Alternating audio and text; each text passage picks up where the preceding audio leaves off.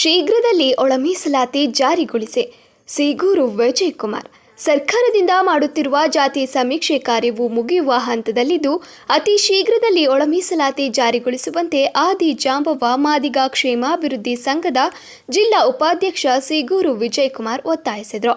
ಪಟ್ಟಣದ ಪತ್ರಕರ್ತರ ಸಂಘದ ಕಚೇರಿಯಲ್ಲಿ ಪತ್ರಿಕಾಗೋಷ್ಠಿಯನ್ನು ಉದ್ದೇಶಿಸಿ ಮಾತನಾಡಿದ ಅವರು, ರಾಜ್ಯದಾದ್ಯಂತ ಒಳ ಮೀಸಲಾತಿ ಜಾರಿಗಾಗಿ ನ್ಯಾಯಮೂರ್ತಿ ನಾಗ ಮೋಹನ್ ದಾಸ್ ರವರ ಪುನರ್ ಸಮೀಕ್ಷೆಯನ್ನು ನಡೆಸಿದ್ದು, ಇನ್ನೆರಡು ದಿನಗಳಲ್ಲಿ ಸಮೀಕ್ಷೆ ಪೂರ್ಣಗೊಳ್ಳಲಿದೆ. ಸಮೀಕ್ಷೆ ಮುಗಿದ ತಕ್ಷಣ ಸಿದ್ದರಾಮಯ್ಯನವರ ಸರ್ಕಾರ ಕೂಡಲೇ ಒಳ ಮೀಸಲಾತಿ ಜಾರಿ ಮಾಡಬೇಕು. ಏಕೆಂದರೆ ಮಾದಿಗ ಜನಾಂಗವು ಶತಶತಮಾನದಿಂದ ಶೋಷಣೆಗೆ ಒಳಗಾಗಿದ್ದು, ಮೀಸಲಾತಿಯಲ್ಲೂ ವಂಚನೆಯಾಗಿ ಆರ್ಥಿಕವಾಗಿ ಮತ್ತು ಶೈಕ್ಷಣಿಕವಾಗಿ ಮತ್ತು ಸಾಮಾಜಿಕವಾಗಿ ಹಿಂದುಳಿದಿದೆ. ಇದನ್ನು ಮನಗಂಡು ನಮ್ಮ ಜನಾಂಗದ ಮಂದ ಕೃಷ್ಣ ಮಾದಿಗರವರು ಮತ್ತು ರಾಜ್ಯ ಮುಖಂಡರು ಸೇರಿ ಸುಪ್ರೀಂ ಕೋರ್ಟ್ಗೆ ಮನವಿ ಸಲ್ಲಿಸಿ ಕೋರ್ಟ್ನಿಂದಲೂ ಸಾಮಾಜಿಕ ನ್ಯಾಯವು 101 ಜಾತಿಗಳಿಗೆ ಅನುಕೂಲವಾಗುವಂತೆ ಒಳ ಮೀಸಲಾತಿ ಅವಶ್ಯಕವಿದೆ. ಆದ್ದರಿಂದ ಆಯಾ ರಾಜ್ಯಗಳು ಒಳ ಮೀಸಲಾತಿ ನೀಡಬಹುದು ಎಂದು ಆದೇಶ ನೀಡಿದೆ. ಈ ಆದೇಶದ ಮೇರೆಗೆ ಮನೆ ಸಮೀಕ್ಷೆ ನಡೆಸಿ ವರದಿ ಪಡೆಯುತ್ತಿದ್ದು, ಈಗ ಮುಗಿಯುವ ಹಂತ ತಲುಪಿದೆ. ಆದ್ದರಿಂದ ಈ ಕೂಡಲೇ ಸರ್ಕಾರ ಒಳ ಮೀಸಲಾತಿ ಜಾರಿ ಮಾಡಬೇಕು ಎಂದು ಒತ್ತಾಯಿಸಿದರು.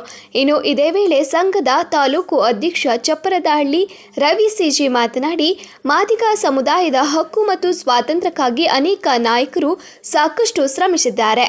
ಆದರೆ ಒಳ ಮೀಸಲಾತಿ ಹೋರಾಟ ಮಾಡುತ್ತಿರುವ ನಮ್ಮ ಸಮುದಾಯದ ಮುಖಂಡರುಗಳ ಮೇಲೆ ಇಲ್ಲಸಲ್ಲದ ಆರೋಪ ಮಾಡುತ್ತಾ ಕಾನೂನಿನ ಅಡಿಯಲ್ಲಿ ಸಿಲುಕಿಸುವ ಹುನ್ನಾರವನ್ನು ಇತರರು ಮಾಡ್ತಿದ್ದಾರೆ.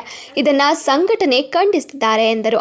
ಇನ್ನು ಇದೇ ವೇಳೆ ಪತ್ರಿಕಾಗೋಷ್ಠಿಯಲ್ಲಿ ಸಂಘದ ಗೌರವ ಅಧ್ಯಕ್ಷರಾದ ಶಿವಣ್ಣ ಬೂತನಹಳ್ಳಿ, ಉಪಾಧ್ಯಕ್ಷರಾದ ಕುಮಾರ್, ಸಂಘಟನಾ ಕಾರ್ಯದರ್ಶಿ ಆನಂದ್ ಹಾಜರಿದ್ದರು. ವರದಿ ಪ್ರಕಾಶ್ ಸಿಜೆ, ಕನಕ ಟಿವಿ, ಪಿರಿಯಾಪಟ್ಟಣ. ಸಾಮಾಜಿಕ ನ್ಯಾಯ ಬೇಕು. ಎಲ್ಲ ಜಾತಿಗೂ ಕೂಡ ನಾವೇ ಜಾತಿ ವಿರೋಧಿಗಳಲ್ಲ. ಉಪಜಾತಿಗಳಿಗೆ ಜನಸಂಖ್ಯೆಗೆ ಅನುಗುಣವಾಗಿ ಮೀಸಲಾತಿ ಕೊಡೋದಕ್ಕೆ ನಮಗೆ ತಕರಾರಿಲ್ಲ.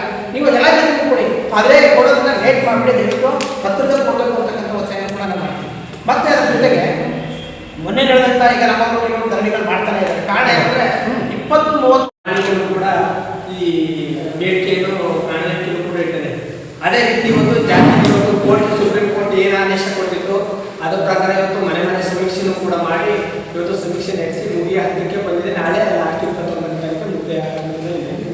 ಹಾಗಾಗಿ ಇವತ್ತು ಏನಪ್ಪ ಅಂದರೆ ಕಾಂಗ್ರೆಸ್ ಸರ್ಕಾರ ಇವತ್ತು ನಾವು ಒಳ ಮೀಸಲಾತಿ ಜಾರಿ ಮಾಡ್ತೀವಿ ಅಂತ ಹೇಳಿ ಇವತ್ತು ಅಜೆಂಡಾದಲ್ಲಿ ಇಟ್ಕೊಳ್ಳೋರೆ. ಅದು ಮಾಡ್ತೀವಿ ಅಂತ ಸಿದ್ದರಾಮಯ್ಯನವರು ಕೂಡ ಭರವಸೆ ಕೊಡ್ತಾರೆ. ಅದೇ ರೀತಿ ಇವತ್ತು ಮನೆ ಸಮೀಕ್ಷೆನೂ ಕೂಡ ನಡೆಸ್ತಾರೆ. ಆ ರೀತಿ 101 ಜಾತಿ ಅನುಗುಣ ತಕ್ಕವಾಗಿ ಆ ಜನಸಂಖ್ಯೆ ಆಧಾರದ ಮೇಲೆ ಇವತ್ತು ಮೀಸಲಾತಿಗಳನ್ನು ಜಾರಿ ಮಾಡ್ತೀವಿ ಅಂತ ಹೇಳಿ ಇವತ್ತು ಸುಪ್ರೀಂ ಕೋರ್ಟ್ ಆದೇಶ ಪ್ರಕಾರ ಇವತ್ತು ಸಮೀಕ್ಷೆ ನಡೆಸ್ತಾರೆ. ಅದೇ ಪ್ರಕಾರ ವಿಳಂಬ ಮಾಡಬಾರ್ದು. ಇವತ್ತು ನಾವೆಲ್ಲ ಕೂಡ ಕಾಂಗ್ರೆಸ್ ಪಾರ್ಟಿಗೆ ನಾವು ವೋಟ್ ಹಾಕೊಂಡು ದುಡ್ಕೊ ಬಂದಿರೋಂಥ ಜನ. ಅದಾದ ಮೇಲೆ ಕಾಂತರಾಜ್ ವರದಿ ಬಂತು. ಕಾಂತರಾಜ್ ವರದಿನಲ್ಲೂ ಕೂಡ ಜಾತಿ ಜನಗಣತಿ ಮಾಡುವಾಗ ಅವರಲ್ಲೂ ಕೂಡ ಮಾದಿಗ ಜನಸಂಖ್ಯೆ ರಾಜ್ಯದಲ್ಲಿ ಜಾಸ್ತಿ ಇದೆ, ಅದು ಕರೆಕ್ಟ್ ಅಂತ. ಮತ್ತು ಹಾಗೆ ಈಗ ನಾಗಮೋಹನ್ ದಾಸ್ ವರದಿ ಬಂದಲ್ಲೂ ಕೂಡ ಮಾದಿಗ ಜನಸಂಖ್ಯೆ ಜಾಸ್ತಿ ಅಂತ ಹೇಳಿ ಇವೆಲ್ಲ ತಕರಾರು ಸ್ಟಾರ್ಟ್ ಆಯಿತು. ನಾವೇನು ಒಪಿನಿಯನ್ ಕೊಟ್ಟು ಹೌದು ಇನ್ನೂ ಒಂದ್ಸಲ ಮರು ತನಿಖೆ ಮಾಡಿದ್ರೆ ನಮ್ದೇನು ವಿರೋಧವನ್ನು ಮಾಡಿದ್ರೆ ಕಂಪ್ಲೀಟಾಗಿ ಮಾಡಿ ಮುಗಿಸಿ. ಅದರಿಂದ ಯಾವುದೇ ತಕರಾರು ಆಗೋದು ಬೇಡ, ಯಾವುದೇ ಜಾತಿ ಕನ್ಯೆ ಆಗೋದು ಬೇಡ. ಪರ್ಸೆಂಟೇಜ್ ಯಾವ ಜಾತಿಗೆ ಎಷ್ಟಿದೆ ಜಾತಿಗೆ ಗರ್ಭವಾದ ಕೊಡಿ. ನೀವು ಜನಸಂಖ್ಯೆ ಕೂಡ ಕೊಟ್ಟಿಲ್ಲ ಅಂದರೆ ಆಗಿಲ್ಲ. ನೀವು ಜಾತಿಯಲ್ಲಿರ್ತಕ್ಕಂಥ ಜಾತಿಗಳಿಗೆ ಒಳ ಮೀಸಲಾತಿ ಕೊಡುವಾಗ ಜನಸಂಖ್ಯೆ ಆಧಾರದ ಮೇಲೆ ಕೊಡಿ ಅಂತಕ್ಕಂಥ ಒಪಿನಿಯನ್ ಕೂಡ ನಾವು ಕೊಟ್ಟು ಮಾನ್ಯ ರಾಜ್ಯ ಸರ್ಕಾರದಲ್ಲಿ ನಮ್ಮ ದೊಡ್ಡ ನಾಯಕರಾಗಿರ್ತಕ್ಕಂಥ ರಾಷ್ಟ್ರ ನಾಯಕರು, ರಾಜ್ಯ ನಾಯಕರುಗಳ ಕೂತಿ ಚರ್ಚೆ ಮಾಡಿ ಅಲ್ಲಿ ಎಡ ಬಲ ಮತ್ತು ಗೋಧಿ ನಂಬಡಿ ಪಕ್ಷ ಏನಿಲ್ಲ ಎಲ್ಲ ಇವತ್ತು ಸಮೀಕ್ಷೆನೂ ಕೂಡ ಕಂಪ್ಲೀಟ್ ಆಗಿದೆ. ನಾಳೆಗೆ ಮುಕ್ತಾಯ ಆಗ್ತದೆ.